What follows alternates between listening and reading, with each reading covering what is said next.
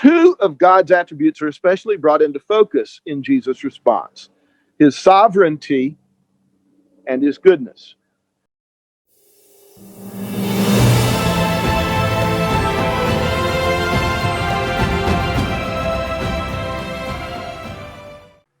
What I want to do today is focus on how Luke's condensation of that more familiar material focuses our thoughts. It leads us to the following thesis: effective prayer is rooted in an understanding of who God is. Let me repeat that. Effective prayer is rooted in an understanding of who God is. That is, it's rooted in theology.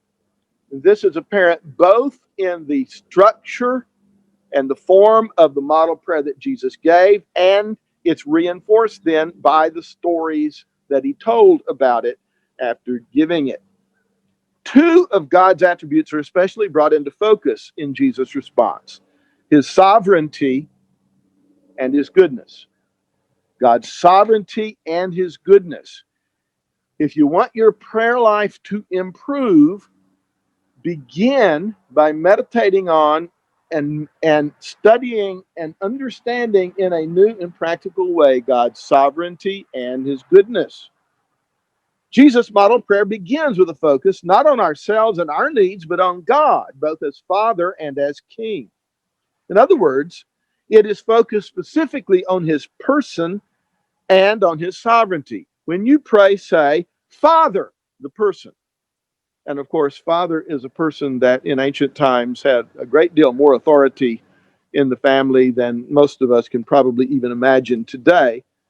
When you pray, say, Father, the person, hallowed be thy name, thy kingdom come. There's the sovereignty. Hallowed be thy name, which is in the middle between those two things, pulls those ideas together.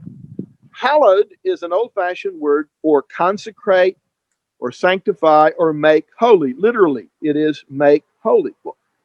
Why would Jesus tell us to pray that God's name be holy? I mean, it's like praying that circles have 360 degrees. Lord, we earnestly desire that squares will have four equal sides and four right angles. I mean, like, why would Jesus tell us to do anything that dumb? Well, of course he wouldn't. What he was telling us is that prayer begins with us consecrating or treating God's name as holy. What we're saying is, may your name be treated as holy in my life and in the world. God's name, in other words, is to be treated as holy. He is to be treated with all respect, reverence, and godly fear. And when we use the Lord's model prayer as the model for our prayers, we are reminded every time to begin by doing that. Good praying then starts where Solomon says wisdom starts, with the fear of the Lord. Effective prayer is prayer that treats God as God.